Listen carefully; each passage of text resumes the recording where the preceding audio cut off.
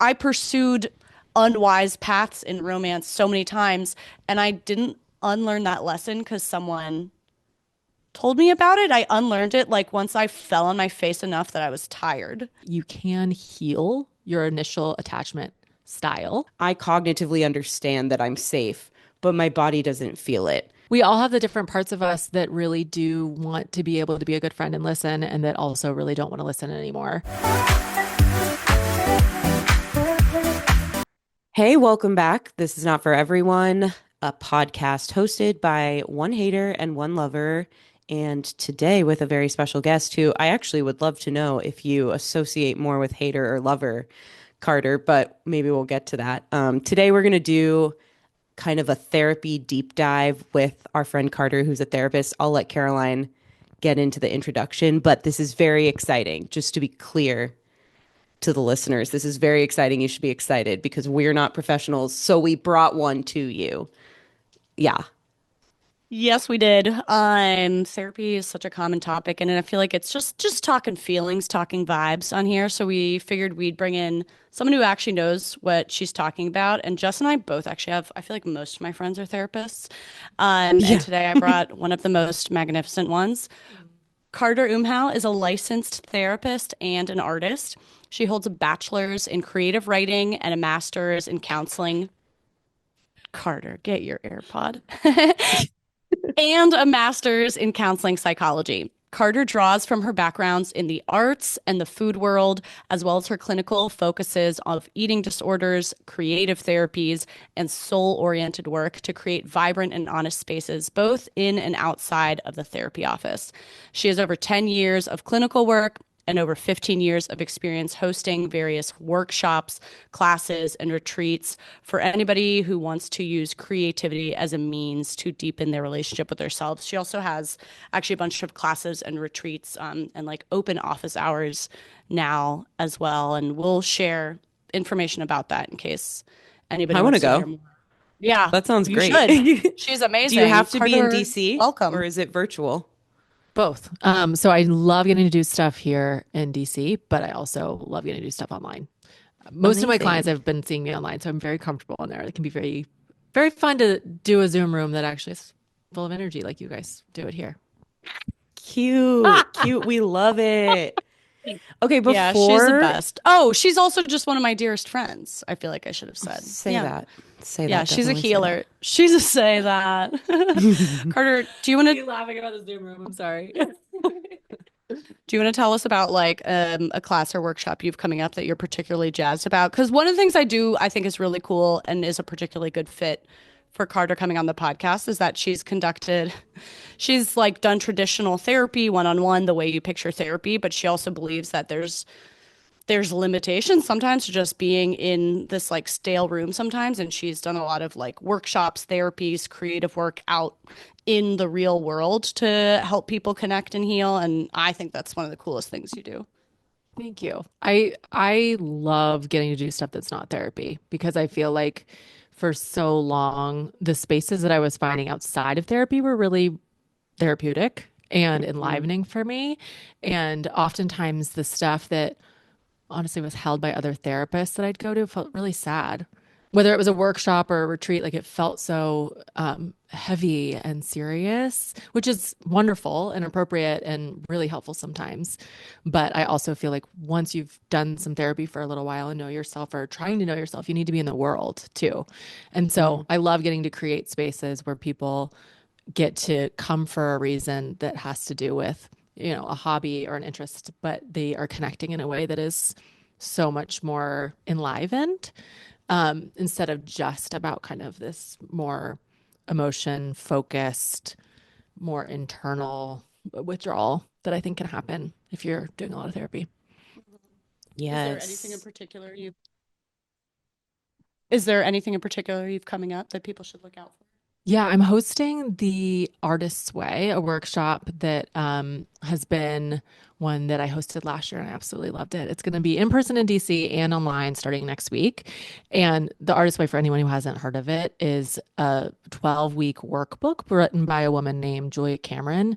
And it's about unblocking your creativity, but I think, it's such an incredible tool for anyone that wants to get to know themselves better too. I use it a lot when I worked in an eating disorder clinic and offered prompts to those clients that were just about like kind of exploring who you are, what your desires are, who you want to be in the world, and kind of undoing some of the negative patterns and belief systems that you may have about like what your capacity is, and what you're allowed to do in the world. I think a lot of us have stories about what's acceptable, and our parents might have information for us about like what kinds of jobs we're supposed to have or who we're allowed to be. And the Artist's Way is a really incredible course that's all about kind of getting more in touch with your own soul and learning to take care of yourself in different ways, and doing so focused on creativity and yourself and your identity as an artist, but really it's connecting to your inner child. So I teach a workshop around that because I did it on my own and always wanted to kind of be able to talk about it in therapy and talk about it with other people. And so I'm bringing kind of a therapeutic lens, but it's really playful and creative. And then I also am going to have some office hours open. I just love getting to talk to people, and love getting to talk to people every single week when I'm seeing them weekly. But I also get to host some 6-week series for people and collaborate on what it is they're actually wanting and needing. So both of You those have a things are on the cool table. job. You have a cool, Thank cool you. job. I'm I jealous of like everything it. you just said, but I'm I've kind of made it up, excited to which learn is about it. fun. Yeah, that Yeah. is the coolest part of it. No, so much of what you just said, I feel like resonates with me, but also with a lot of the things we talk about and a lot of the things people write us about on the podcast. So, yeah, I'm really excited about this episode. Yeah, Carter offers a bunch of different kinds of in-person, online, group, retreat, workshop, one-on-one, different offerings. They're very cool, traditional and less traditional, especially for creative-oriented people trying to figure out who they are. We're going to put a bunch of information to find her stuff in the episode description. We'll also probably circle back at the end of the episode, but let's warm it up a little bit. We have a lot of listener submissions that we pulled for Carter to answer. But I feel like before we get into the serious stuff, in the name of play, as you say, can I persuade you to get into a little segment that we sometimes do, Carter, and like warm up and then we'll get serious? Definitely. Okay, so we sometimes do very haphazardly, when we don't have anything to talk about. Today we have a lot to talk about, but we do a Google search history segment where you just go to your Google app and tell us like something literally. in there from your recent searches that's embarrassing or funny or Or what have you. I mean, two things right off the bat. I recently moved into an apartment that has a strange layout, so I'm constantly Googling like what kind of modular couch could make sense for a tiny space that has a fireplace right when you walk in the door. So I'm like miniature Those apartments search is like a terms? big, yeah, definitely. Actually, I'm trying to get as specific as possible so that people that maybe have come across that problem have some answers. And then otherwise, I have to say that I'm Googling Justin Baldoni and Blake Lively a lot. We've I talked really about am. it.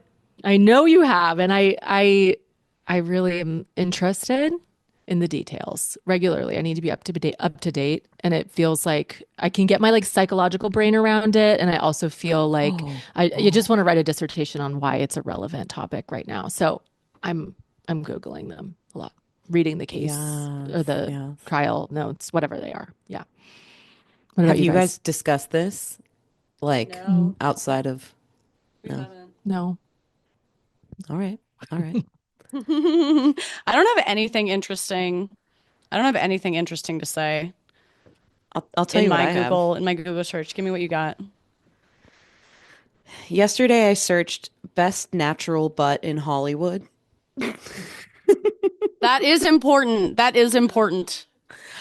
Ryan and I were talking about best butts, or I was trying to tell him that he has like objectively one of the best butts ever, because I do think he does. And he was like, that's a subjective topic. Like, even if I thought that I could be in the running, which I don't think I could be, Wow, that's so a humble. totally subjective thing.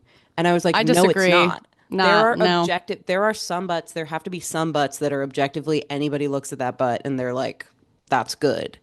But Yeah. then everyone I was thinking of, he was trying to tell me that their butt was fake, which like sure, I'm sure a lot of these celebrity butts that we celebrate are like Ooh, BBL tell me a butt. butts. I feel like I'm the butt expert. You tell me a butt, and I'll tell you if it's fake. Okay, I can't figure out, well, are we going to come back to my girl Beyonce? I can't figure out if her butt is enhanced or if it's natural. Oh, I can't speak to that, but she's definitely had a lot of work done, so it's not impossible. Right. Okay. Then like Yeah. J-Lo is another celebrated Fake. butt. Fake. Was You great, think and it's fake? she definitely enhanced it since. Yeah. Oh, she's Like like as the she queen. aged. Probably. Yeah. She's had so much plastic surgery, so has Beyonce. Yeah. I think which is sad because they both started with great butts naturally. It's part of the brand now. Yeah. It's hard. So I would actually like people to write me with a celebrity butt that they believe to be natural and that they also believe to be objectively a good butt. Because everyone I was thinking of, even if they have a more modest butt, you know, like obviously Kim Kardashian has a fake butt and it's a huge butt, and you Hmm. might like it, but it's just like two things that make it I feel like I not did know normal. some. Yeah, now I want to Yeah. Google best butts in Hollywood. I was thinking about These like are all, it's just Shakira it's about, yeah, I feel like Shakira would be a good one. could be maybe. Yeah. Best Scarjo. natural butt in Hollywood. It didn't turn up any good searches, by the way. Like the When I Google Google didn't it, help when I me. Google it, Hugh Jackman is high on the list. Ooh. Oh, are you serious? Yeah, Hugh Jackman apparently has a great ass. Okay. I don't know. Okay. Okay, that settles that science. Cool. I feel good about that. Let's get Hell. into Oh, the real stuff. sweet as heck. Listen, Carter, we're going to slap you with a couple of listener what-to-dos and write-ins. And before we do that, I think we need to do one legal call out for the lawyers so nobody sues us. Yes, and excuse me. Um, I love getting to talk as a therapist and as a person at the same time because it's just I'm both. You're But both I'm both. crazy. I'm both. Isn't Crazy to that hear cool? that. Yes, kind of person first and therapist mind and heart in a lot of ways. But whatever I say in response to any questions, any thoughts, this is not therapy.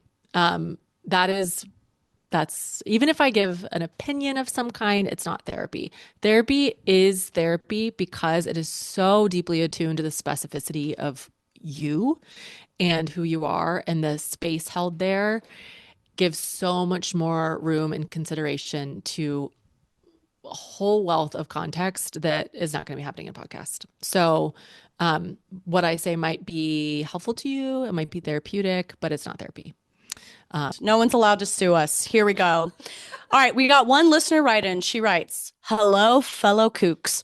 I'm torn at times between trusting the universe with my life and relationships and taking action. For me specifically, I'm currently in a season of life that I feel ready to meet a partner and start a life together. I'd like advice on which is more true or appropriate. Trusting the universe versus taking action. I see people preach about manifesting and trusting the path I'm on in life, and that path will magically connect me with a partner.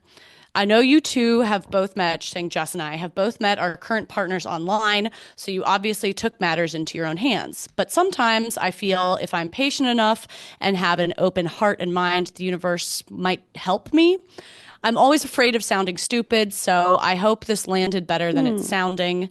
This was geared towards love, but it also applies to where my life is going. Do I trust the path I'm on, or do I have to do some deep inner work to confirm whether it's right? And if I discover it's not, then take action?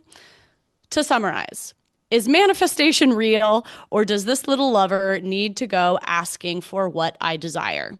I Kissing love you her. girls. Kissing you girls petite from afar. Thank you for providing me with silliness and laughter every week and on the pod. Sweet.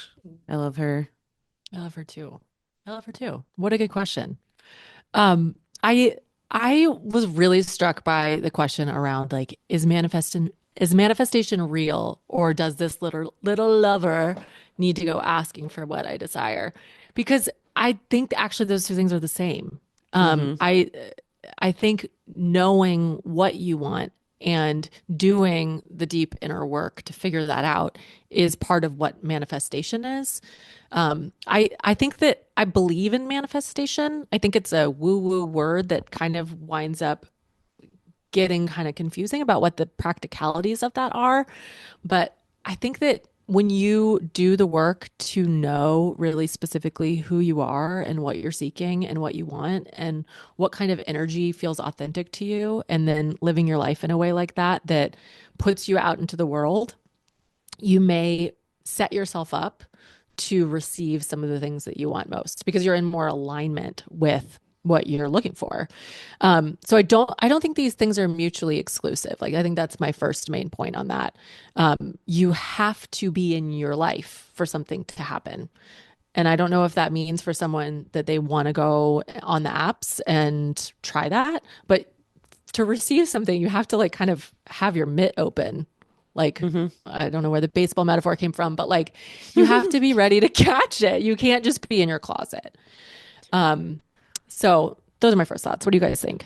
I was going to add one small thing. I forgot that the same listener wrote a follow-up email, which I think adds a lot.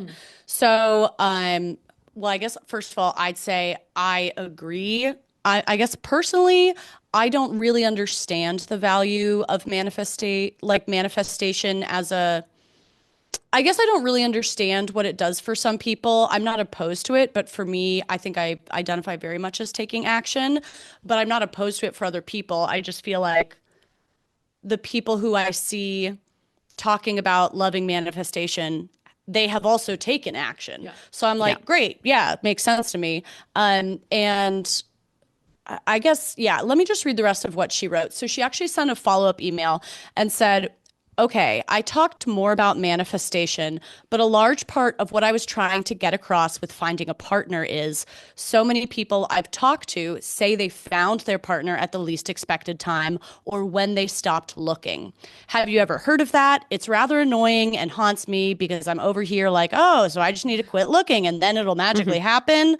Love you a long time, listener. So I feel like that when I did want to read that email because I feel like that elucidates a lot of the specific attitude here. At least personally, I would say manifesting alone to find a partner and taking no action to me is the exact same as saying you hope to find a job but not leaving your home and not sending an email and not going on an interview. I don't know how that would work for any human. You have to, like you said, put yourself on the path. I think it'd be the same. I think you get the same results. I don't expect to find a job unless I put up my resume, unless I contact people, unless I have some networking meetings, blah, blah, blah. You can still manifest and like have your attitude. But I do think it's the same as that. But I think what gets me more is what she wrote about, because I heard that too. And I think to some degree, I understand why people say that when you stop looking, you find it. And I guess I have my own opinions, but I'd love to hear, if you have more thoughts. Sorry, I didn't read that earlier.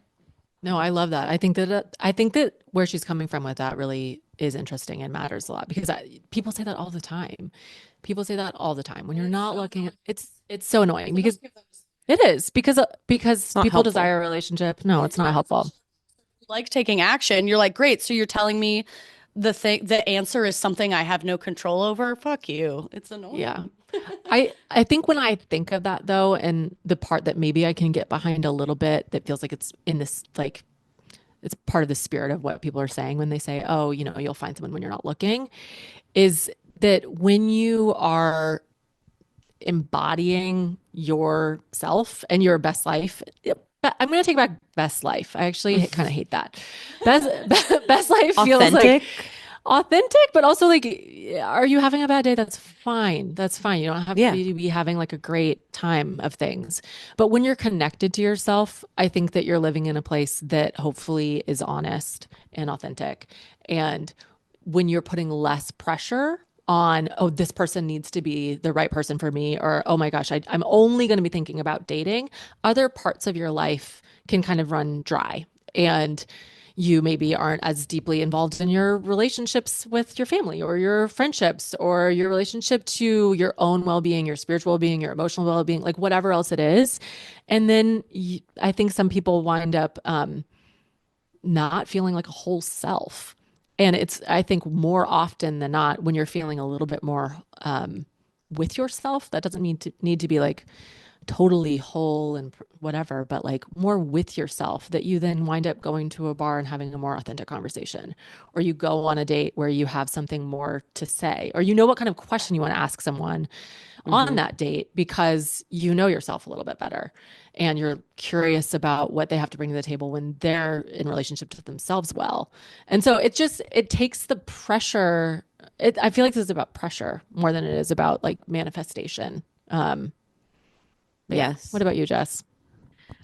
I couldn't agree more. Like, as Caroline was reading the question, I was like, to me, it's like an energetic thing. It's not so much about like, do I take action or do I is the action manifestation or is the action stopping? It's like an energy that you exude. And I think the fucked up and annoying part of it is that if you're trying to exude it, you're not exuding it. And so the only reason Yeah. that people can give this type of advice, this bullshit, annoying advice of like, you'll find them when you're not looking or when you least expect it, is because they have hindsight to be able to say, oh, yeah, that really was the moment that I kind of like stopped trying to force things as much and was just feeling really good about myself. And just naturally, I was open to it. And then it came. And like, I don't think that anybody can really make themselves do that or decide that they're going to do that and then the next day start doing that.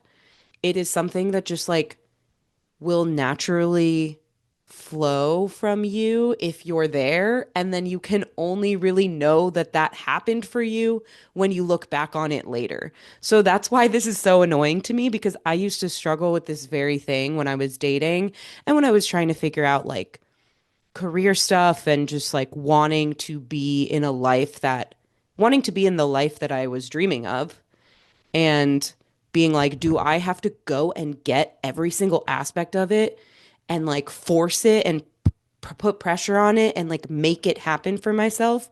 Or do I have to be a little bit more relaxed? And the honest truth is that I feel like I was just a pendulum swinging back and forth across both of those all the time. Sometimes I would be more like, I'm tired and I got to take a break from trying to force it. And then other times I would be like, no, I really want these things and I'm going to go after them. And it just like flung back and forth for a while. Um, and I do think once I stopped trying to control that process so much is when things started to fall into place. But it's not without effort, and it's not without action, and it's not without like the mitt being open. All of those things are necessary components. I don't know if I'm saying anything. It's such a fickle thing, and I'm like very frustrated for everyone who's struggling with this, because I struggled with it too, and I like wish I had something better to offer to like just make it click, you know? I totally agree with what you said. I think the way like I made it make mathematical sense in my head of like trying to take this nebulous thing that's energy and vibes and like where's your focus? I fucking hate that. Like I like math. Um, the way I think of it personally, if it helps, is thinking about fulfillment in your life. And all of us are attracted to really fulfilled people. It's like a human thing. The person at the party who's just like dynamic and they're loving life and they are excited to talk about something, they're excited to do something, they're excited about their people or about their work or about whatever. Everyone is drawn to that person. That's an enigmatic, charismatic person. And the person in the corner who hates their fucking job and hates their fucking family and is so annoyed at their loser friends and why does every blah, blah, blah, and all the worst stuff happens to me, like no one's attracted to that energy. And to me, fulfillment doesn't come from one thing. You need some amount of fulfillment from your work. You need some amount of fulfillment from your relationships, some amount of fulfillment from your family, whether that's biological family or the family you create, some fulfillment from either creative life or spiritual life, internal life, whatever. You can have, say I have like five main buckets of fulfillment. And one of those, I would like to be fulfillment from a romantic partner. And so I think the attitudes people have is like, well, if I really want a romantic partner and I don't have that, I'm going to focus all my energy just on getting a partner. That's all I want. And I don't give a shit about my job. And I don't give a shit about my friends. And I don't give a shit about my creative work or any of that. All I care about is the fact that I don't have this partner. It's so annoying. No one's attracted to that energy. On the other end of the spectrum, you have this idea that like, oh, when you stop caring about it, it'll come. So I'm supposed to fucking gaslight myself into pretending I don't want a partner, which I know I do. I don't know how that hypnosis is supposed to work. Never worked for me. I think the in between that feels actionable is being like, it's okay for me to have one fulfillment bucket that's not full right now, and I still really want it. And also, I'm not going to like forget about the fact that my friend fulfillment bucket is really full. My work fulfillment bucket is like 40% full. My family fulfillment bucket has its own thing. My exercise routine bucket, my personal creativity projects bucket. Like, I'm going to just make sure that I don't focus only on the one bucket, but it's also okay to still want that one bucket. So you're like, you're keeping all your fulfillment buckets in mind. Some of them are full, some of them are medium. One of them might be more empty than you want, but it's like kind of like keeping in touch with the ones that are healthy and fuller. And then to me, that's the like when you're not looking as much, because I'm not putting 100% of my day every day towards bemoaning the fact that I'm such a victim that I don't have anything in my life because I don't have a partner. It's like I actually have all these other things. And also, yeah, I totally want a partner. And to me, that was like kind of the in between actionable space. And it did take like concerted effort for me to remind myself, go see your family, go see your friends, keep loving and working at your job and do the creative project, even though you feel a really strong yearning to find a partner. Just feeling that strong yearning and doing nothing doesn't help me find it any faster. So I might as also tend to the other things I love in addition to putting myself on apps or going on dates or whatever. I think that's kind of how I think of it. Carter's Yes. nodding. I'm definitely nodding because I think that I mean, Caroline, when we first became friends, I remember you saying something about like diversifying your happiness, I think is the way you Yeah, put it. diversified fulfillment. Yeah, Yeah. diversified fulfillment. And I remember, I mean, I think about that phrase a lot because it really is so important to diversify the ways that you're finding that fulfillment. And I also think that it's, maybe back to the word manifestation. I think that there's something about that word that projects like a really particular way of interacting in the world that is puts all the focus on one thing, one type of fulfillment. And the way that I maybe would agree with the word, like I said earlier, is more about like having an imagination for what it is that you want Mm. and really getting specific about it. And I don't mean like this person needs to look this way or needs to act this way, but like how do you want to feel in relationship to someone that you want to be with? Like how do you want to feel about yourself when you're with them? How do you want to feel in the conversation? What's the energy like? Obviously, you'll be surprised too.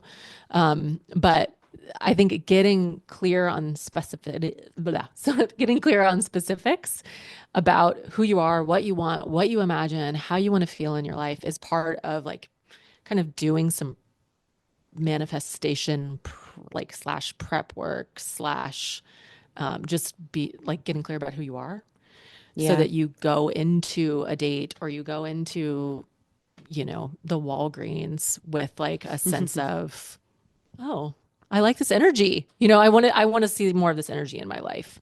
And this person maybe is making me curious about that. You may bump into that or I you liked what may you go find said. it. I liked what you said earlier too, like in alignment with that of like knowing what questions you want to ask on the date, like knowing what's important to you when you meet someone is such a key element of this. And so, yeah, if that for you is manifestation, if you label that as manifestation, like, oh, I know the things I want and I'm manifesting them, or if you just call it journaling, or if you just call Yeah. it knowing yourself, or if you just call it like for me, I feel like the I like the thing that resonates. imagination. I've never heard anyone Imagination was say a it as great word. imagination. I thought that was great. I think usually, yeah, I've had an issue with the word manifesting, but I like Yeah, the way you described it. Yeah.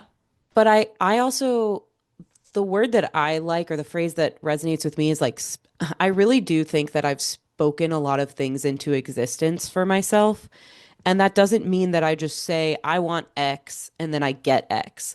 But what Right. it does is that if I'm clear that I want X and I say it confidently to myself, to my friends, just in the world. If I write it in my journal, if I write it in my goals, if I like put intention behind it, it becomes something that I can actually have. Like it Yeah. it goes from, oh, I imagine this thing and I dream of it to like, I want this and I'm gonna go get it. And I'm gonna say that out loud. And I'm not gonna be afraid to voice it. And for me, that has then translated into like doors opening that maybe would have opened anyway, but I noticed them because I'm saying I want that Exactly. thing. Yeah. So that's the Exactly. myth being open is like maybe these doors were always there. Maybe these opportunities always would have presented themselves. But now because I'm clear that that's a thing that I want, I'm looking for it, I'm talking about it.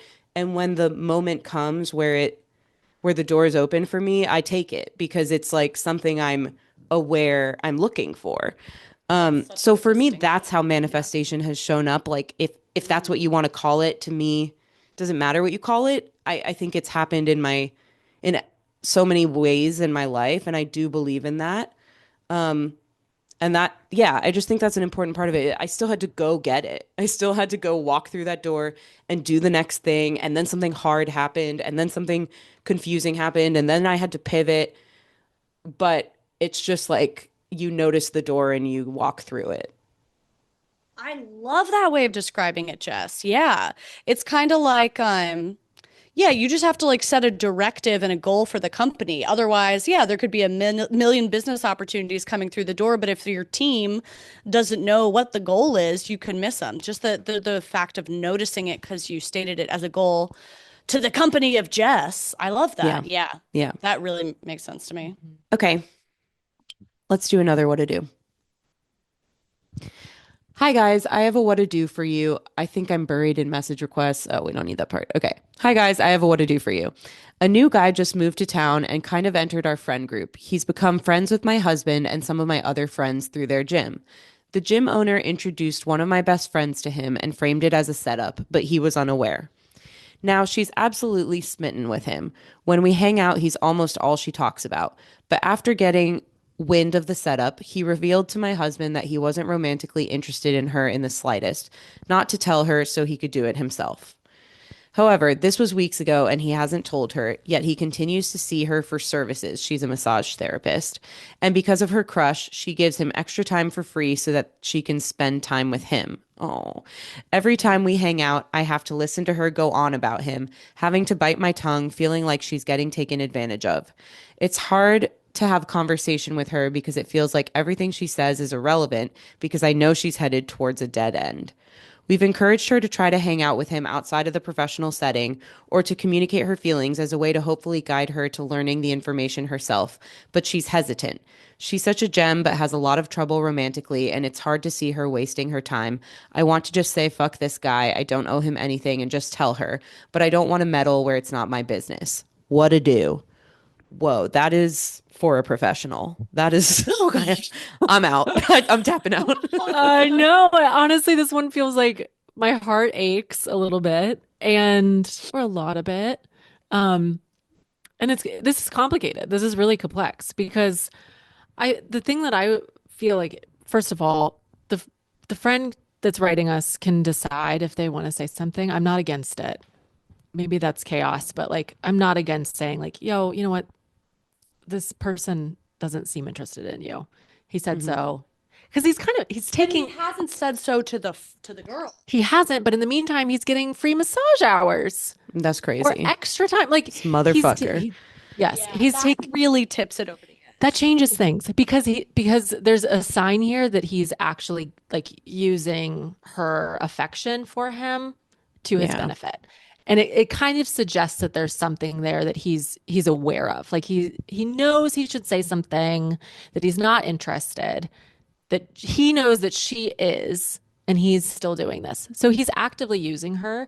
So I don't necessarily feel like the person writing in needs to protect him, which is Yeah. basically what she'd be doing by not letting, yeah, by not mentioning that information. It's a way to protect him.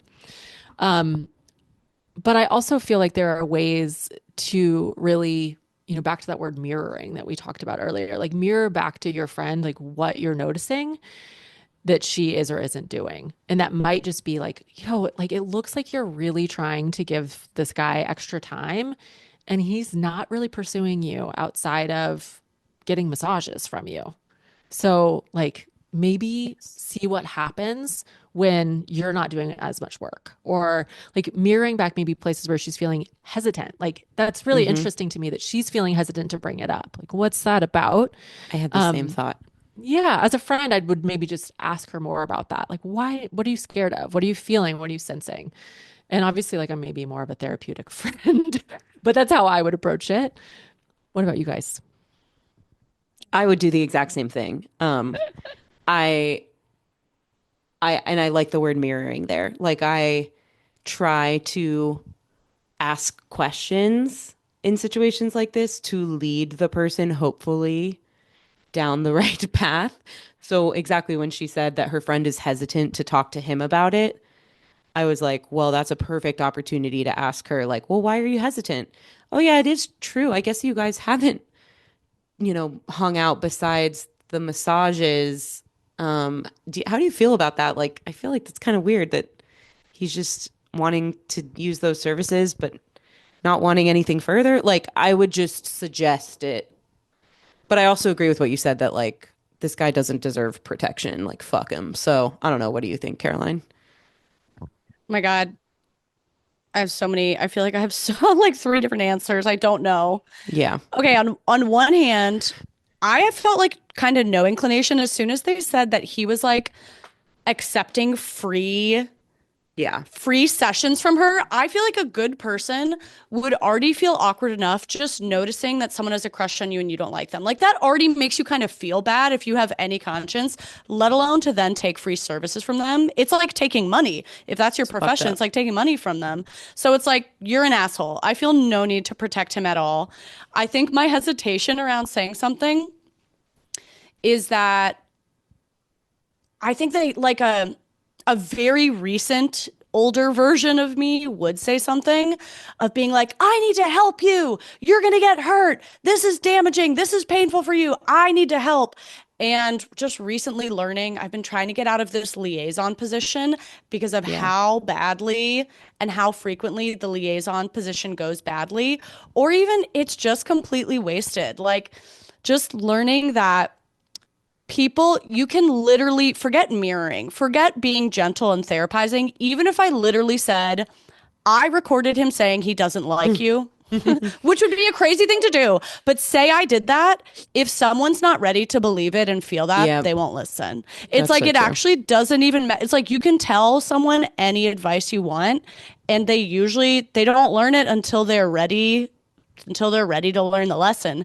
And it also makes me think about, which is not to say I wouldn't get involved at all, but there's just like there's an aspect of that I feel like, am I going to weigh in and be like, listen, I don't even think he likes you. And this person, the girlfriend's also being a little blind. Like it's maybe she's not ready to believe that. I don't know. Um, but it also makes me think about like, it's a weird position really just because the listener knows this guy's feelings. But this is something that we all experience with our friends or siblings all the time. And we just don't happen to have a relationship with this guy where we listen to our dearest friend tell a dating story that we're like, this dude doesn't like, I'm pretty sure this dude isn't treating her well or doesn't Right. like her, or like she's really ranting about this person. And I don't have any indication that this is like a mutual thing. Like, I feel like this situation happens all the time, and we just don't usually have a relationship to that guy. And so I kind of am imagining, like, what if she didn't have access to this guy and didn't personally know his feelings?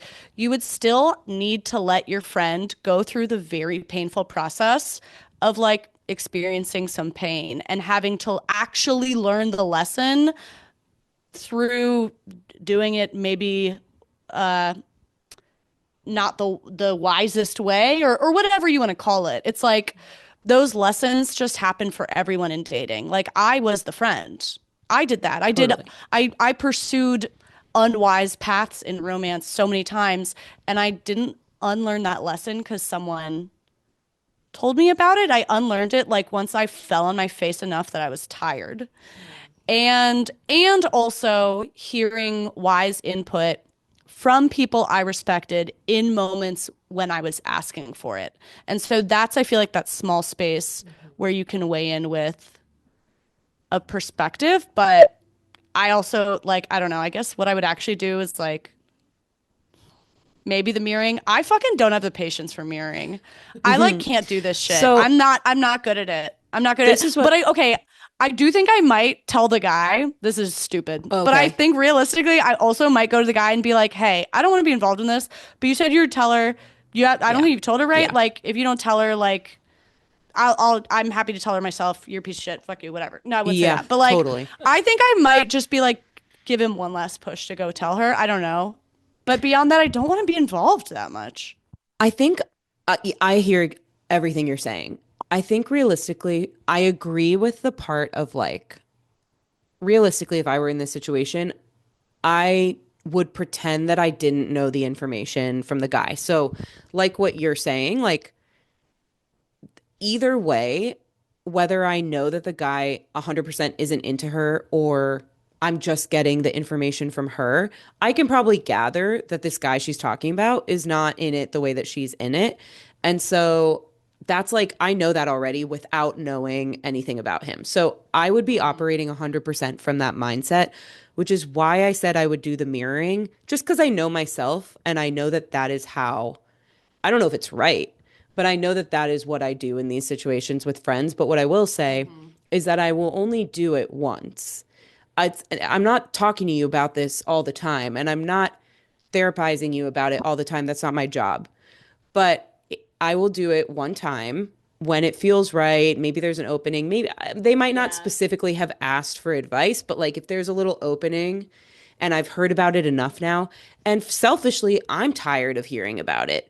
So that's the tricky part reason too, is I that don't want I to would hear say about it anymore. something because I'm not just going to keep listening to this bullshit blindly and quietly. So I would say something and it would be in the style of like asking the right questions and mirroring because I don't want to come off too harsh because I've been in this situation too and they do need to learn the lesson their own way on their own time and they might not be open to anything I'm saying, but I will just ask the questions when the time presents itself one time.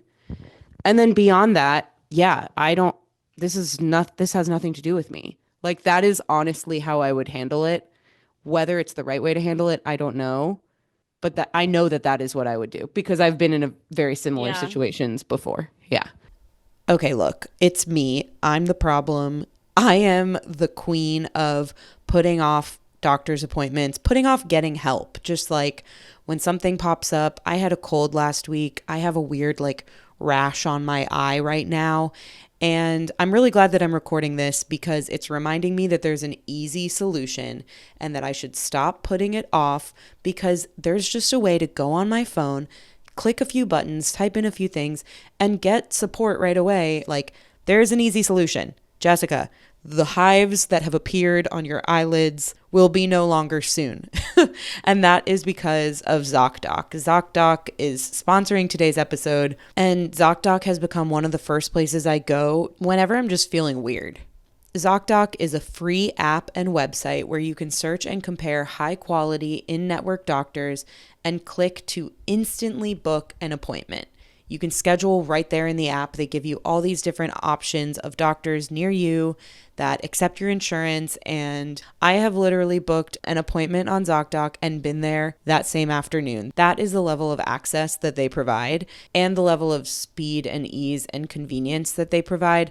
Appointments made through ZocDoc typically happen within just 24 to 72 hours of booking. And like I said, you can even score those same day appointments. If you have been, let me say this, if you've been putting off finding a therapist, but if also you have been putting off finding a doctor for the weird hives that are popping up on your eyelids, ZocDoc is the right choice for you. Stop putting off those doctor's appointments and go to ZocDoc.com/notforeveryone, fully spelled out, to find and instantly book a top-rated doctor today. That's ZocDoc.com/notforeveryone, ZocDoc.com/notforeveryone. So what happens when we know in this situation this person is gonna keep talking about it? Yeah, I know. They will. then What you're do you like, do then? I think that's hard because I think that's happened to me so many times where I'm like, you're literally describing a person who could not have fuckboy printed on their head more clearly, and you're fantasizing about a relationship he has never wanted with you, he's never talked about, and actually he's explicitly rejected. What yeah, am I fucking supposed to say for the 10th time? I've been in this position so yes. many times as the That's a friend or question for sister or Carter. whatever. Yeah, Carter, tell me. Because I just get mad like this. I'm And I'm like, heated.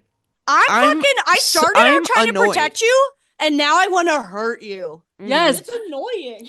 Of course. I mean, of course it's annoying and it should be. And I think that like if you're able to hold that energy and like know that you actually are angry about it, you're annoyed, you don't want to hear about it anymore. Like I hear that actually as a protective feeling. Yeah. Like you're angry because a boundary keeps being crossed. Their boundary keeps getting crossed by like being treated poorly, and your boundary keeps getting crossed because you're sick of it.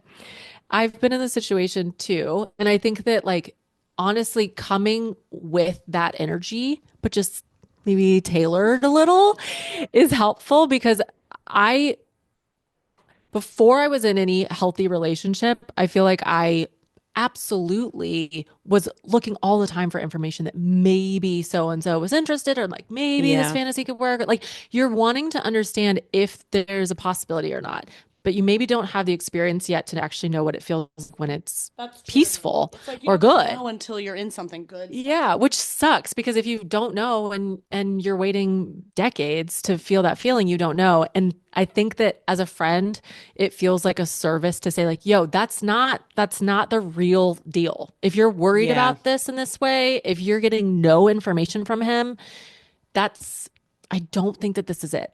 And in the meantime, if it's going to turn into something, I think that you need to have some different boundaries around like not giving him free massage. You know, like he's getting what he wants from this without you really getting anything. So, could you act in alignment with what actually would feel good for you in the meantime?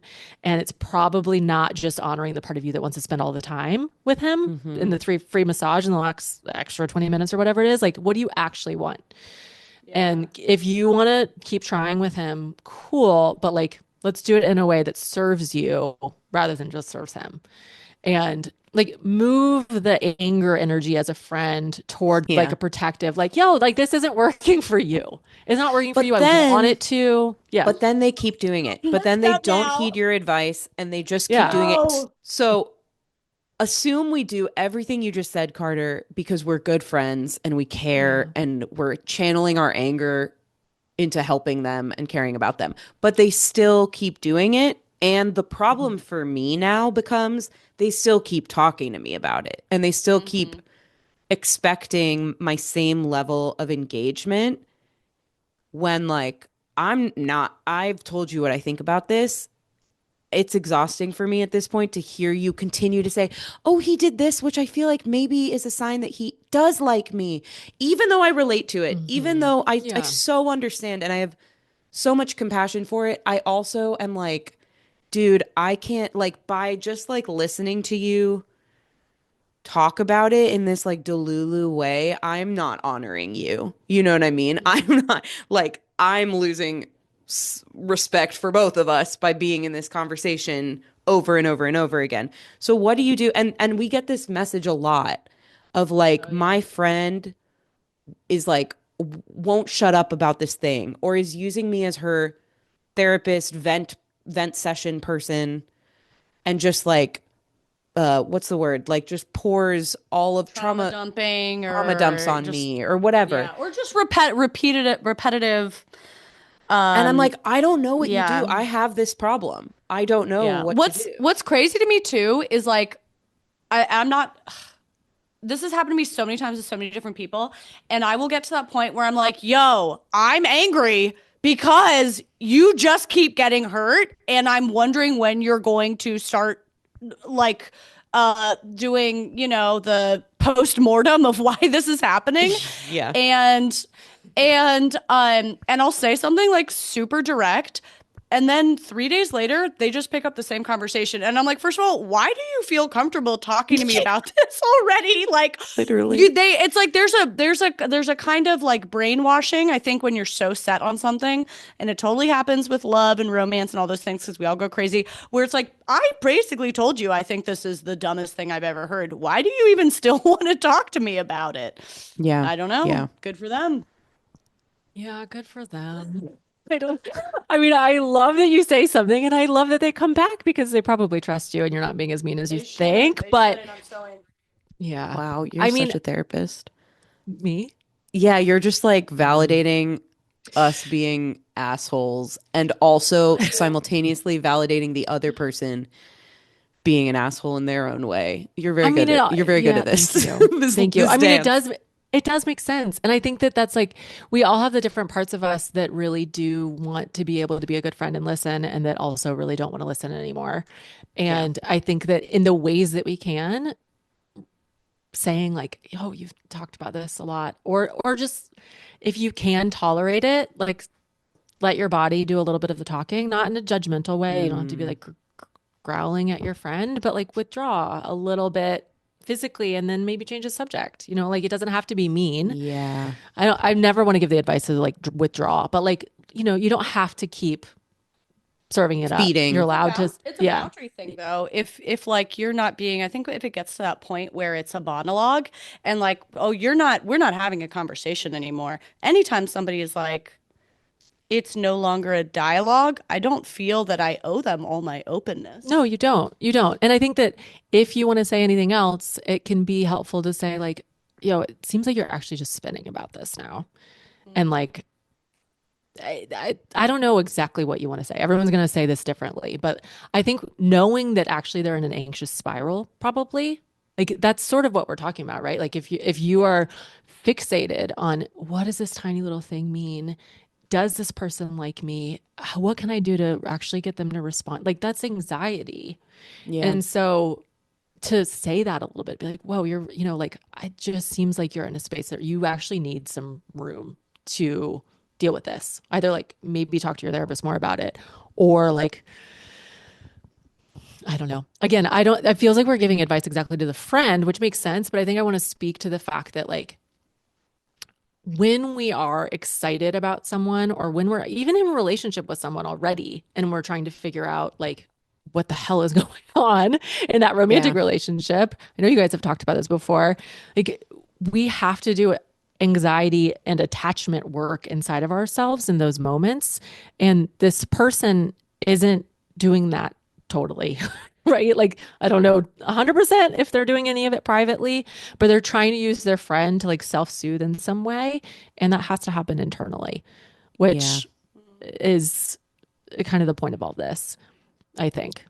That's actually spot on how like the anxious spiral, like they are in an anxious spiral, and that can easily be confused in dating with like excitement and attraction and like, will we, won't we? Like, I feel like sometimes, especially when you're maybe newer to dating or you're younger or you haven't done the work and the therapy and stuff, that feeling of fixation and spiraling and like wondering, thinking all the time about this person and is that, do they like me? Do they not like me? Feels like what we want. We're like, oh, I have it. I have the thing. I'm excited about this person and I'm scared. I'm kind of scared, but I'm also excited and like I'm fearing for um my life. right. But it like that spiral is an anxious spiral, but if you haven't been through it enough times to have figured that out yet, then like you think that that's just being excited about someone new. So I do think And there is something to like calling that out for somebody. yes, yes. And And maybe a what I good way was, to do it is like I've been there before, like leveling with them of like I get it because I've felt this way and like yeah. I see you going through something that I just went through with so and so. You can like reference something if it's your friend, and maybe that makes it a little bit more like yeah, like easier of a conversation to have. Yeah. Go ahead. I also think what you just said made me realized too that like in that anxiety in the fantasy part where it can feel confusing whether or not it's excitement or fear or anxiety or attachment wounds or whatever it is, that like people are getting excited because they feel vulnerable and because they, Mm, yeah, let me say that again. Like people are getting anxious because they feel vulnerable. And they have desire for a relationship. They have a desire maybe for this particular person to be the kind of person that they wind up in a relationship with. And a lot of it is fantasy so far that you're projecting onto someone. But that fantasy, I think, is beautiful. Like it actually does signify that you have a heart and you have an imagination for what you want. And you're like, oh my God, maybe this is the moment, right? Like hmm. maybe I finally get to connect. And that can be held separately and should be held separately than the like part of you that's like, oh my God, like I should text him again. I should text him again. Like, what is he thinking? Yeah. Like, those are two separate processes happening. And like, if you can hold the imagination for, oh my God, I'm stoked about this person. And all of me now is like alive and excited. And I really want this to work. Like, you have to do some both like encouragement of your heart to keep that alive and also some like, and we don't know him. Like, and we Yes. don't know him Yes. yet. And so, like, given that we don't know him, he's a stand-in sort of. We'll see how it goes. Is he texting me back? Okay, Yes. no, shoot. What does that mean? Do I want to try again? I don't know. Like, but honoring the heart that is there that gets excited is Mm. so important. And I think that Wow. if you're thinking about being a friend to someone in that position, that feels like so much part of the process. Like, oh, like you're excited. Let's talk about what you're excited about. Oh, he's not giving you that. Like let's, is somebody else? Can we talk about what else you could do or Yeah. just move on? Like you don't need to get the breadcrumbs. Hmm. Yeah. Wow. I I'm Love. speechless. That was perfect. I Yeah. You love were that. talking I a love that. bit, Carter, you were talking a bit about something that segues into another question someone sent in. Yeah. Someone wanted to ask you, can you fix your attachment style while in a relationship? Mm. Yes. Yes. Say more. Yes. I mean, attachment style is created within relationship. Like that is what it is by definition. It's created because of our first and primary relationships. And so the only way to fix it is through relationship. Caveat though, yes, Okay. caveat though is that you can also create attachment to yourself, to a core self that is I I would say like a core sense of self if you have one. Not everybody does.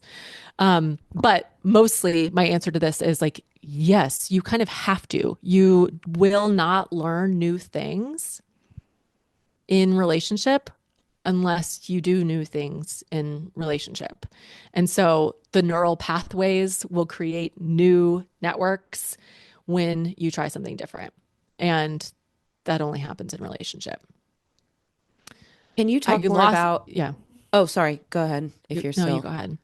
Um, yes, okay. Well, I love to hear that because I agree. And in my experience, that is the truth, but it's like great to hear it from somebody who actually knows what they're talking about.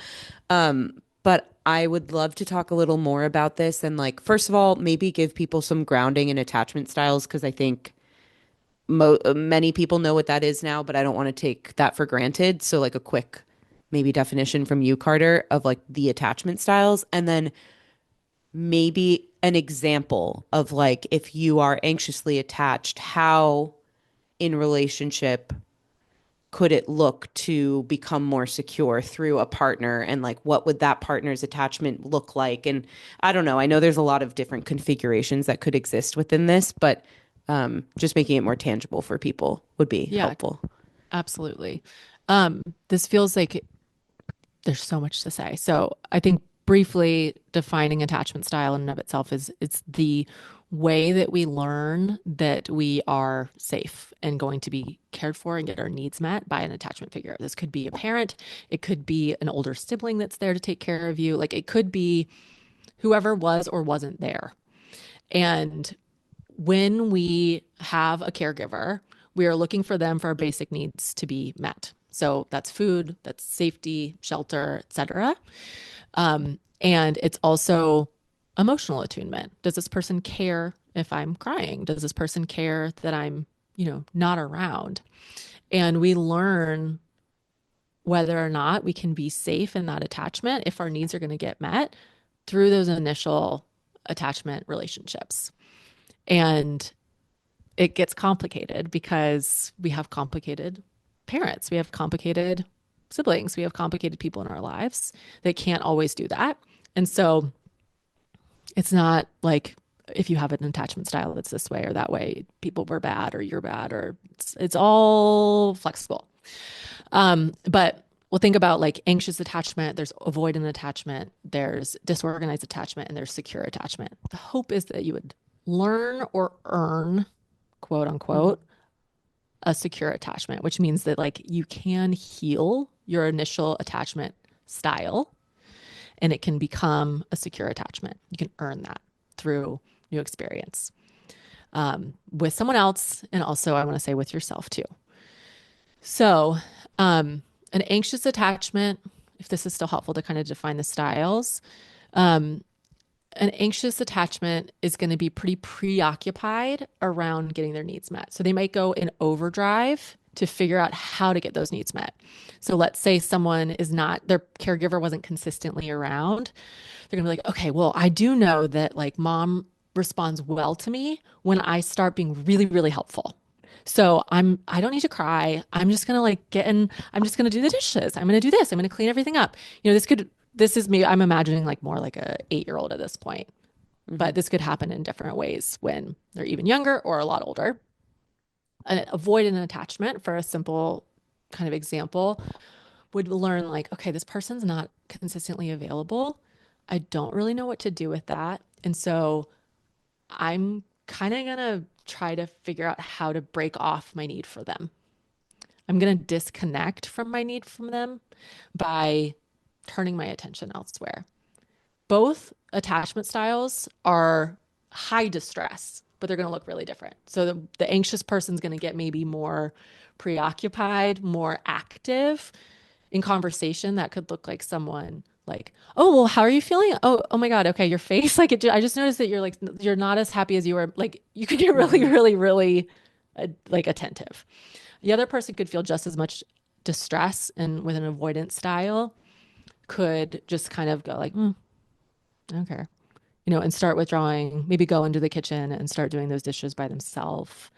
Really don't want to be seen. They're hiding in the bathroom. They're in there for a while quietly. They stop really talking about their feelings. There's nuance in both categories. The disorganized attachment is going to have a big mix of both, and it's going to often be from pretty significant confusion around the attachment figure that's not very consistent. They're not very consistent. And often comes with more significant trauma. I say that with a little bit more of a caveat because that doesn't have to be the case, and significant is really subjective. But to have a secure attachment, you're able to trust that your needs are going to get met pretty well most of the time. And if not, you'll be able to like kind of repair with that person. So the person doesn't need to be perfect, but they're available enough and are interested, and you can trust that and know that there will be some moment to come back to each other. That was helpful. Go ahead. Something that really helped me with like embracing that healing. Yeah, I guess I will share that like coming out of a long-term relationship, I think I was trained to be very anxiously attached because it was someone who would get mad at me a lot, would break up with me a lot, would blame me a lot, and that echoed the attachment issues I had from childhood already. So I was in a relationship that made my attachment issues worse, for sure. I think if you're with the wrong person. Same. And then that relationship ended and I did all this healing. I mean, I even started doing some healing, but also some protecting myself and some reacting to that, even while I was in the relationship, which is I actually became very avoidant. I began to live like a solitary person, even while I was in that relationship, and decided if I can't rely on them for anything, then I certainly won't rely on them for anything. And that was protective of me in the moment. Then the relationship ended, and there were a few years while I was living as a single person, and I felt very healed because I was really happy and my life was going well and my friends and family and work and relationship myself was all really good. And I felt like I'd done all this healing and a lot of it was healing. But it was all done alone. It was all done solo and it was all dependent on not relying on anyone. And so Yeah. then when I entered my relationship with Justin, I was gobsmacked by this anxiety that overcame me.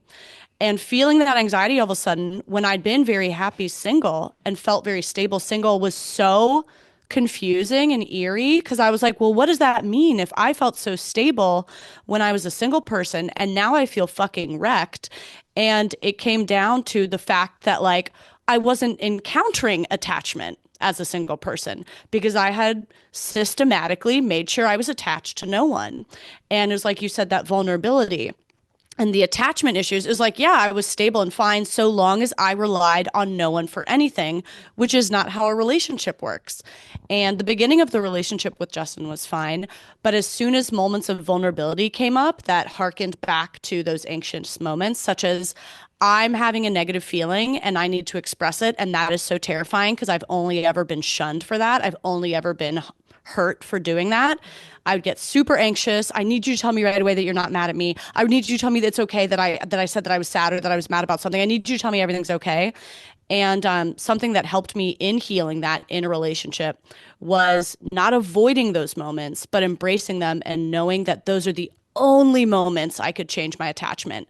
And I really feel like my attachment style has changed because I have practiced the things that scare the shit out of me. So I practice expressing anger and disappointment, which is so fucking terrifying.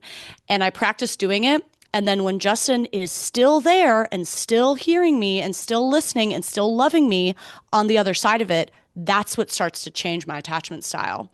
Or another big trigger for me was something, it's going to sound stupid to people, but even even something like having my going out at night without Justin was a moment where an ex-boyfriend would attack me, accuse me of cheating, blah, blah, blah. He might break up with me, even if I was just out alone at night on my own, let alone if my phone died. If my phone died, if my battery died while I was out alone, I would have a full panic attack because it could mean, oh, he's furious with me. He's going to break up with me. He's going to accuse me of this.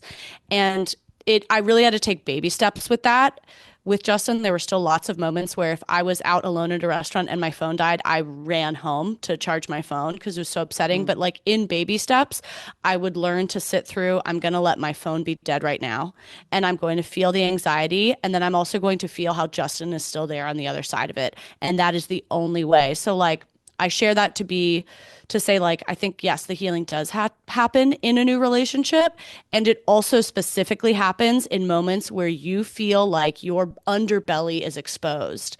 And it happens in the moments where you're like, this is a thing that terrifies me. It's never been received well in the past. I'm terrified it won't be received well now. If I express my feelings, if I express my needs, if I'm messy for a moment, because an attached, secure partnership should also allow you to be messy and to have faults and to need to apologize sometimes.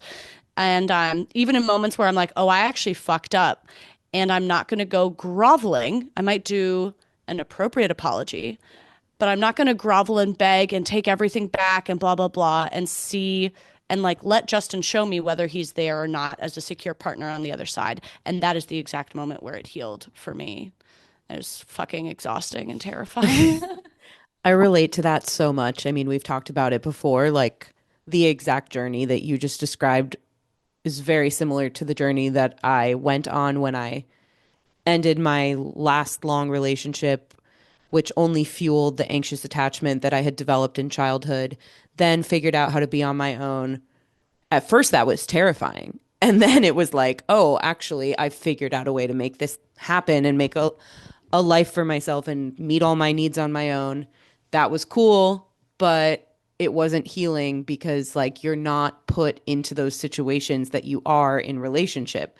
So exactly the same way when Ryan and I first started dating, like I even was thinking about this the other day. I like lost a ton of weight the first couple months that we were dating because when I'm anxious, I don't really eat. Like my body holds the anxiety and this like pit in my stomach.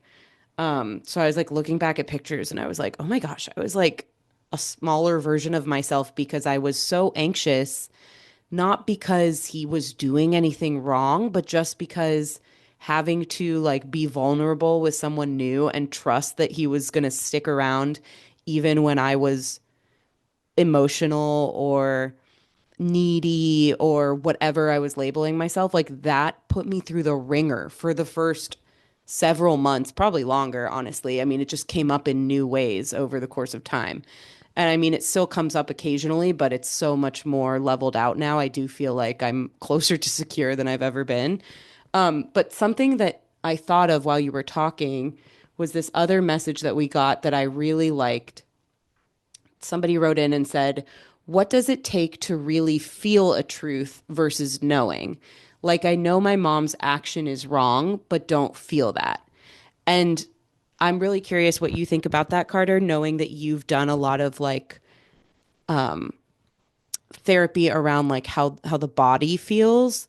Because for me, I read that and it resonated a lot. And I feel like before there were stages to me healing my anxious attachment. And one of the stages in relationship with Ryan was like this knowing of like, I know that if I show up in this quote unquote less attractive way, he's still going to be there for me. But even when I knew that and I had confidence in that fact, like logically, cognitively in my brain, there was still such a triggered physical feeling for me, and that is something that I've healed in the last 6 months to a year through EMDR therapy, which is very much focused on like the bodily sensation of your anxiety. So I really understood what this person was talking about of like, I cognitively understand that I'm safe, but my body doesn't feel it. So anyway, just thought that that fit well here and wanted to see what you thought. Oh, totally. I feel like every question that you guys got comes back to attachment, really, at the end Yeah. of the day. Um, it took me a second to like really, I think, understand what this person was saying when they asked that question. Because I think for me, there's so many ways to think about like truth versus knowing. And it's interesting to think about it through attachment of like, what is the difference between, just knowing something cognitively versus really feeling it. And I feel like the piece that I'll speak to is based off of what you just said, Jess, this idea that like you could really know that someone's there for you and not feel it in your body. There's such a different requirement in that moment to have a relationship to yourself and to your own body that is strengthening to pursue that. And I think that that's why earlier I was talking about like it's important to think about attachment healing and relationship, but also that like your relationship to yourself has something to do with that too. Because if you are so anxious that someone hates you when actually you know that they love you, they keep telling you that, and this is not an abusive situation, but like you know that it's your actually your attachment anxieties. Um, I think getting in touch with the feeling inside of your own body and staying with it and really getting curious about like, okay, where is this anxiety coming from? What is it telling me? What's happening? Where does this feel familiar to me already in past stories in my life, past experiences, is such an important process to then learn how to self-soothe and figure out some of what your inner child is talking about, what your inner child is feeling, what they're scared of, what they need.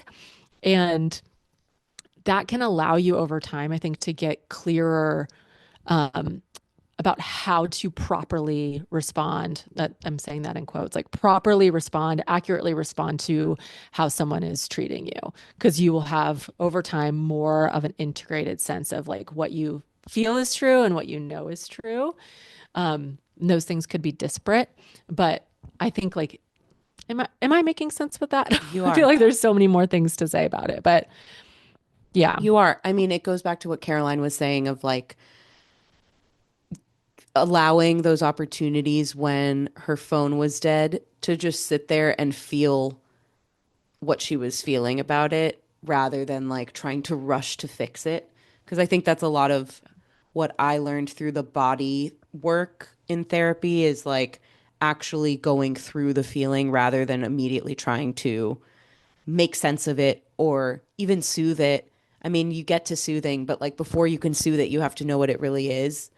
Um, so I understand what you're saying. Like you kind of do have to allow yourself to feel those things in a safe environment. So if the relationship you're in is one where you have that, you cognitively know Yeah. you have that safety, then like let your body feel what it's feeling and to get to the other side of knowing. This person specifically gave the example of their mom. I know my mom's Mm. action is wrong, but don't feel, I guess it got cut off. I know my mom's action is wrong, but don't feel, oh yeah, but like don't feel that it is. Like I feel like it's my Yeah. mom and I should just believe everything she says, right? Like, but I know Yeah, what she's doing is wrong, but like my body feels like my mom's telling me this thing and I should listen to her, right? I mean, that's so much of what totally. my therapy has been about too. Yeah, And and maybe this that's not a honest safe environment to explore it. So, it I mean, might I don't not know. be. And it actually reminds me about it reminds me of the listener that wrote in about their friend and that's giving the free massage that like Yeah. that person might feel like they're about to be in love because that experience of excitement and anxiety is familiar to them and like actual authentic connection maybe isn't yet. Again, I don't know the specific person there, but like we can project a lot of interpretation on experience because it's familiar and we don't have different information yet. And so, especially with our parents, they are the people that taught us everything. Like they gave us Yeah. the system that we're operating from. And so it is so incredibly difficult to actually register sometimes what they're doing and like categorize it in some objective way, which is what I think why we hopefully talk about it with other people. We talk about our upbringing, we talk about what we've gone through so we can get that outside feedback, whether that's in therapy or with a friend, whatever. It's that mirroring back to be like, oh, whoa, what your mom's doing is like pretty messed up. Was Mm-hmm. she always that cold to you, or was she always X, Y, and Z? Like, huh, okay, that doesn't seem like a really loving way to respond to a daughter, but it feels loving to you. I wonder, what does that mean? Um, and getting that information is a cognitive process that then you can borrow to help parent yourself again, to help educate and like self-soothe to go, okay, this feels like mom is doing something really sweet, but actually I know that she's kind of being manipulative right now. Like your heart is really wants to be connected to her, but you know that like, hey, this isn't going to go so well. Like maybe we should do X, Y, and Z instead. Mm-hmm. Obviously, really random examples of these things, but it it's so important to figure out ways to like understand how to talk to yourself differently. Mm-hmm. And I think that the difference between like truth and knowing sort of happens somewhere in between when you like have information enough to start sensing that there could be a different way to interact or to know something, um, and like really honoring what's happening in your body simultaneously. I actually really like what the last thing you said of like that there could be a new way to interact or a different way to interact. Like that's maybe a good question for people to ask themselves in those moments too of like, okay, I'm feeling this dissonance between my brain and my body. Like explore that. And one of the things you can do to explore it is like, how would I usually respond to this situation?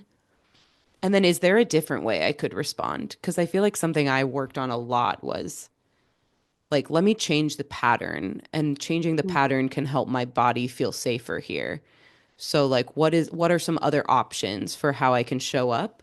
And then which one of those feels more aligned with what's going on? I don't know. It takes a lot of work. I mean, all of what I'm saying was done with the steady hand of a therapist on my brain and on my back. So yeah, I would say to this person that like that's work that for me pretty much could only happen in therapy, but hopefully some of what we're saying helps. I feel like there's like one in between step that helps me sometimes. So it's like, okay, mom, mom has XYZ pattern of behavior. I've tolerated my whole life. Then you and I always respond to it in this way. And then I reach some level of understanding. Okay, maybe this actually isn't that healthy, and this is why it's causing harm. Intellectually, I get it. Emotionally, I'm not there, which is that space we're talking about. And when you talked about like doing something different, I think sometimes if I don't even feel there yet, it's like a huge accomplishment to even be like, well, I'm just going to do nothing. I'm just going to just Mhm. like forget like the thing I am going to do. I'm just going to decide to not do the thing I usually do. And Yeah. that is hard enough. And just being like, okay, usually when she's screaming at me and throwing stuff, I start cleaning up and kissing her butt and trying to walk on eggshells to make sure that like Appease the her. violence stops. Yeah. And I don't know what the healed part is supposed to do in the future, but for right now, I'm just gonna not do those things. And then like literally the do nothing, then you're doing nothing, and then in its place, all you really have is how it makes you feel. Mm. All it really has is I'm not going to react. I'm not going to I don't know, maybe later on down the line you learn to leave the house or you learn to speak up for yourself or you learn to show up in some other way, but before then it's just you watching your mom throw a fit and you there's nothing to do other than feel how that feels. And I feel like that's the inner child moment of being like, wow, I'm so fucking sad watching this.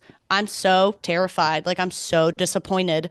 And I don't have to know what the action is yet, but I'm just going to sit and not do the things I usually do and just really feel this is terrifying or upsetting or just disappointing or heartbreaking. And like, it's like a maybe three modes. The switch is on, the switch is neutral, and then the switch Yeah. is off or something going another direction. Really good point. Yeah, I totally agree. Okay, I really liked this one question. And I feel like I have experienced this. So I would love to know from a therapist perspective what's going on and what to do about it, what to do about it. This person said, what to do when I feel that I'm not truly honest in therapy and not really progressing. Which, like, yeah, I've been in therapy for a really long time. And I've definitely gone through periods where I don't feel like I'm progressing, and also periods where I'm like, do I just know the right thing to say? Mm. By now, because I've been like working on this stuff for so long, I can just present correctly. I feel like that's what this made me think about. So anyway, Carter, what do you think?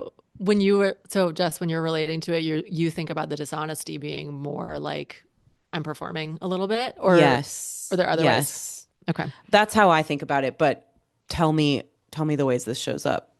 Yeah. I mean, that's interesting to hear you say that because that adds some like context and some feel around like some of the reasons why someone might be dishonest in therapy. Because performing is a form of dishonesty. It's not like a malicious thing. It could be, but what you're talking about isn't. And I mean, my first very simple advice here is to be honest. Mhm. There are so many different kinds of therapists and so many different therapy styles, and you might find that your particular therapist isn't going to groove with this, but I feel like some of the most important, powerful, helpful things that have happened for me as a client in therapy, and the most kind of like energized spaces I'm in as a therapist are when someone's like, this isn't working for me and I'm basically like lying, or I've been hiding this, or I hate therapy, or I'm bored, or yeah, say that to your therapist. You encouraged me to have conflict with my therapist. We Yeah. basically had a very civil fight because she was like, I was like, I feel so completely misunderstood by you. And I was just gonna quit and leave, I think. And Carter like talked me through, yeah, basically having mature conflict with my therapist. And now I fucking love her because we got to a new So level interesting. of understanding. Yeah. I was so ready to write her off and just be like, wow, you got me so wrong. It makes me hate you. And then it was really fucking uncomfortable. And we kind of had this conflict. But that brutal honesty, kind of meta honesty of just being like, I'm feeling plateaued here, or so you're saying that they should just show up and be like, I feel like I'm not being honest in here. Yeah. If you can tolerate that. I think, in the example that you just gave, Caroline, of feeling like you're misunderstood, I think that happens so often. And there are some therapists I don't respect. I will say that, like that maybe would not tolerate that conversation well, Mm. or really tolerate much interpersonal back and forth. I'm trained in relational psychodynamic interpersonal therapy. So it's about the relationship of the therapy itself mattering. And to feel like you can't be honest in there sets you up for it to not be a space where you are going to make any progress or feel known. And also feeling like you're misunderstood and your therapist doesn't like you should not tolerate that experience. Um, that doesn't mean you leave. You might need to if you feel like, oh, whoa, actually, they're doing some disrespectful things. Therapists aren't perfect. But trying to say it out loud and be like, yo, I think that you are seeing me this way, and I don't actually feel that way about myself. You might learn about a way that you're presenting yourself that you're not aware of and get some really amazing feedback from your therapist about maybe how your anxiety is showing up in the room, or how maybe you spoke about something and they missed it. But you get to then talk about that because why would this therapist know anything about who you are other than how you bring yourself in the room? Right. And so they may have a sense that you're being inauthentic already. They may have a sense that you don't feel comfortable and be wondering about that when you leave. And getting to actually say it out loud is an opportunity to have a better relationship with them and for them to do a better job serving you, which is why they're there. And for you to learn about yourself and how you show up in relationship. But when it comes to being like actually actively dishonest, maybe you don't want to talk about something that matters. And I don't mean that in like a you need to do better kind of way, but it matters also to the like probably why you're there to begin with. Yeah. And if you don't feel like you're allowed to talk about something that is important to you, or you feel like you have to be a certain way, my guess is that that might be showing up in other parts of your life and causing difficulties, whether that be because you're in a job that doesn't feel authentic, or you're fake in your relationships, or you feel like you can't be your true self, or you have some addiction problems or some things that you're hiding that you're really ashamed of. And like that might be the point of showing up every week. It might take you like a year, to be honest, but I do think that it's important to know that that's on the table, that like that's probably why you should be talking to a therapist. So it matters. I think that's spot on. What about when somebody feels like they're not progressing? Like they've been honest and they've been doing the work and maybe they've been in therapy for a few years and it plateaus.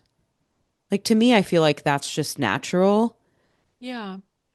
Is there anything wrong with that? Like I think sometimes people are like, do I still I guess a good question is also like, do they still need to be in therapy? My therapist, here's my update. My EMDR therapist just ended things with me because she was like, you don't need this anymore. And I was like, I'm pretty sure that I do, actually. I think that I need to see you more, please. I didn't say that. I actually agreed with her. Um, the last few sessions, I felt like plateaued and just like it might still be helpful for me to go to my talk therapist, but this type of therapy served me for a time. And we agreed, like, maybe it's done and cool. But it definitely felt weird and I feel discomfort around it because I'm like, what now? Anyway, so I Yeah. just feel like talking a little more about those plateaus or those periods when like maybe you just need something different. Yeah. Um, yeah. Yeah. I mean, I think this is part of why I love working not just as a therapist, because I think people do need other things too. Thank you. People do need other things other than therapy. It's not the answer to everything and doesn't need to be the answer forever. And a great therapist will be able to say, like, I don't think you need this anymore. But also, a great therapist will be able to pivot with you too, depending Yeah. on what it is you're needing. But I think I want to speak to the progress itself and this idea of like, am I progressing? Am I Mm, fixed? I feel like those two questions feel like they can often be similar or asked in a similar spirit. Um, and I think I want to say, first of all, that my belief is that like our what we should be developing is like a closer relationship to ourselves. And there's so many different things that are in the way of us having a close and intimate relationship with ourselves. That can be attachment trauma, it can be systemic trauma, it could be that we don't know where to start, or we have like an intolerable anxiety in our bodies and we don't know what to do with it. There's so many things, and those are all reasons to be in therapy and to explore. But we don't always need to find progress. We need to find relationship with ourselves. And I love going to therapy so that I have a space where I'm diving deep and reflecting on like what my soul is up to and what my heart is asking, and not just about like, is my anxiety good this week or bad this week? Am I different or am I not? Like those questions can be so helpful when your life is maybe run by anxiety. But I also think that like once you get to deal with the big major trauma, or you get some information about how to manage that anxiety, or you know, talked enough about that one relationship that was bothering you, there's opportunity to just have a place that like you get to expand your edges and become more of who you are and figure out what that is. And therapy is like a beautiful place to learn how to be in relationship with you, and also to have like a really beautiful authentic relationship with another person that's like witnessing and holding you. And it doesn't have to be about progress. And you also may be hitting a plateau, and you may also feel like actually you're with the wrong therapist, and that therapist doesn't really get you and doesn't know what kinds of questions to ask to allow you to get deeper or reflect back more complexity.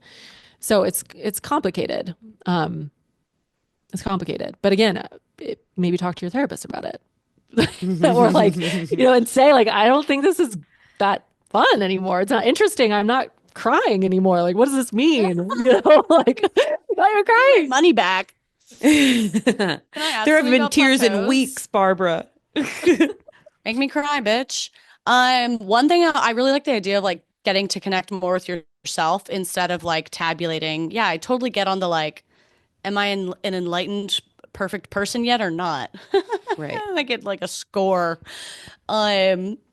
But I've definitely hit plateaus before. And I'm a big fan of taking breaks from therapy as well. I think it's so legitimate to be someone who, why is there hair in my mouth? I can't even breathe right hate now. Okay. that for you. Hold on. I'm going to fucking shave my head. Okay.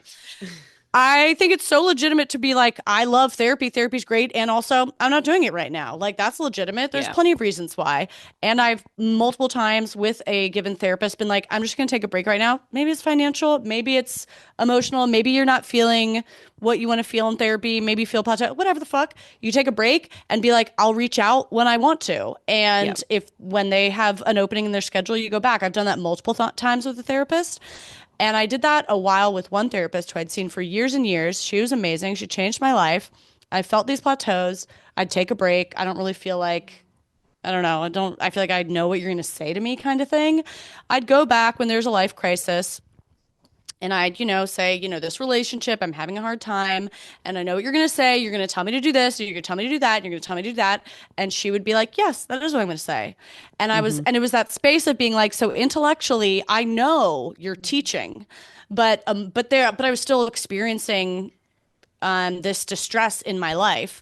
And after I did that, like taking a break from therapy, going back, knowing what she'd say, she agrees, okay, pay $300. I eventually just stopped going. And maybe a year or two later, realized like I needed a new therapist. And I've done this. I think I've seen 3 therapists long term. And I'm a big proponent of like having different teachers in life. And it does not mean that this therapist didn't understand me anymore. It does not mean she didn't change my life and wasn't amazing. But it's like, think about it. There's multiple friends you can have in life who will influence you and help you grow. There's multiple teachers who will have an influence on you. There's different television shows and movies that will speak to your heart depending on where you are in a life stage. And I think that you can find an amazing teacher and an amazing guide you might learn all they have to teach you at that life stage. And it was like, that became really clear to me when I was like, I was still experiencing the same pains in my life that I wanted relief from. But I'd heard all this one person had to say about it, or I'd heard everything they have to say about it from their approach. And I needed to like read a book by a different writer in a different writing style. And I found a therapist now who like, we're tackling things from such a different angle. And it was hard to even remember that there's other ways for multiple smart people to talk about the same thing in multiple helpful ways. And there's no ranking system and there's no hierarchy. And it doesn't mean that therapist was worse or anything. It just means like I was ready to hear it approached in a different way. Like, one person is going to bring their what to do to this episode, and I'm always going to like think about it in certain ways, and Jess is always going to think about it in certain ways, and Carter will always think about it in certain ways. And just like mixing up, like I am a big proponent of like you might have you might need a new teacher right now. But I Second think opinion. It's that like includes, even with yeah, doctors, where there's a very specific science and therapy too, there's science to it. Like there's a very specific science that these doctors are practicing, and there's very specific medications. And if this, then this is like how it goes. But people still get second opinions on if they're going to have this major surgery, or they just want to hear it from someone else and get it reviewed by someone else. It's the same thing. It's like there at the end of the day, everybody is just a person. It's just one person with one Yes. background and one perspective. And then the other thing really quick with that is that I think agree 100% with what you're saying about different people. And then there's also different types of therapy. And like I love, Carter, how you've talked about therapy, non-traditional therapy that's like with being creative and outside of the like one-on-one talking context. And for me, I spent a long time in talk therapy, and then my talk therapist recommended that I do EMDR, which is a different approach. Like there's we had made a ton of progress in a certain way, and then it was just like exactly what Caroline said, like I know what you're going to tell me. It's already your voice is in my head. I know Mhm. all the thoughts I can possibly have about this and all the conversation I can have with you about this. And but like I'm there's still obviously still some feeling the block. same problem. Yeah, I'm Yeah, but still I still feeling do it. have a Yeah. block. Yeah. And that's why she was like, why don't you try this? And it did do wonders. It did do its job. And now that's, you know, Yeah. That done chapter for me. is, And yeah. like I've finished that phase, and we'll see what's next. And so, yeah, it doesn't have to look one way the whole time. And I think that Right. that's something that's maybe forgotten. Everybody's new to this. Like talking about therapy wasn't a thing even like five Yeah. years ago. So we're all new to like, what do I do next? Totally. And talk therapy in and of itself, I mean, is like you're saying, it's limited too. Like some people don't like to talk. Some Mm, people don't know how to talk. Some people don't have the experience of putting words to their emotional experience. And so going into therapy in and of itself and just talking is weird. And that being one on one, like it's very specific to our Western white culture. Like yeah. it's born out of a certain place. And so if you need something else, that's very important to listen to. And there are also, I think both of you are speaking to this too, like we have different parts of self that are maybe are going to need different things. The artist in me needs something really different out of therapy than the part of me that's like wounded in attachment. Like there might be times and moments where I'm going for support and help because of those different parts calling out to me in Yeah. certain ways. And our bodies also have to process what we are trying to heal. And so, I mean, like you were just saying, Jess, like the idea of doing EMDR is so helpful because it like gets your brain and your body integrated and involved. Doing Yeah. dance therapy or art therapy, like it actually changes the way your brain is processing something because your body Mm, gets to be included in a way that I think cognitively, I mean, if you just stay up here in the cognitive realm and you're just talking, you may actually totally miss the sensational experience of the thing that you're talking about if you don't have practice learning how to get down in there. um, 100%. yeah. And some therapists will know how to get you there and some will not. Um, and it doesn't matter. You may also just want to go take a painting class instead. And like that Yeah. could heal a part of you too. So there's just no one way. Carter, can you tell us where to find you? Yeah. Um, like I said, I'm going to be hosting some classes in DC. If you're a DC person, I'm hosting the Artist Way starting next week at Femme Fatale. I'm also going to be hosting a class through the Smithsonian that's an art journaling class to explore who you are through art. So that's happening in April. And I'll be hosting some other things in DC and then some classes online another version of the Artist's Way happening virtually, and some other stuff coming that I think the best thing to do is to stay in touch with me, probably by finding me through my email. Just not what a lot of people say these days, but the best way to do that is like go on my website and you can subscribe to my email list and keep up to date with like what those events are. I kind of try to stay off Instagram unless someone asks me to use it. And I have a Respect. Substack newsletter that I'm working on. So both places can be places that you follow along with what I'm up to. And I would love for people to be part of my virtual classes. It would be so fun. And if you're here in DC, we could meet. Yeah. And oh, one other thing I forgot to say. Beyond the classes, I also have an option to just book time with me, not as a therapist, but kind of like an office hours if you want to talk about something, if you have a question about anything that we've said, or you just like feel like it would be interesting to talk. That's an option that you could book through my website. I love collaborating with people on like kind of creating a consultation or a coaching package to do some work that feels like really specific and tailored to you. So oftentimes that has maybe a writing component to it if you want to explore a little bit of what's going on for you through writing. I've done a lot of work around body image and relationship to food and movement. And so like if you want to chat in any way, I love getting to like create something specific. So you can reach out to me or book time with me on my website as well. I love it. Thank you for being All of that will here. be in the description. Sorry, go ahead. All the info will be in the episode description. Thank you for joining on our podcast. It's been amazing. We're sitting in the dark It right has now, but been. and we took you for so long, but thank you for sharing your heart and your brain. And you know I love your butt too. Yeah. Objectively good butt, do we think? Yeah. I Yeah. can't see it, but I feel it. I feel it Yeah. in my body. True, right? That's the way I want to professionally laud you. Thank you. And I think we did it. Hessica, take us home. We did it. Follow Carter. Honestly, don't follow her, not Instagram, but find her. Go to her website. All of it's in the the episode. description. Find us, give us a review. Maybe this is a good episode for reviews and for sharing. This is a good episode for everything. I thought this was a great episode. I'm going to pat us all on the tush and say job well done, ladies. Thank you. Thank you so much for having me. I've been listening to you guys in my bathroom all the time and Please. elsewhere. We But do mostly be when in I'm the bathroom bathrooms. doing my makeup. With a bathroom, I'd say. Yeah. It's a good time. Doing my makeup and listen to you guys, and it's really fun to get to be here and chat with your audience, who I know loves you guys a lot. So thank you Hopefully. for trusting me. No, I know. I hear it from them out in the world. I'm glad they're telling you.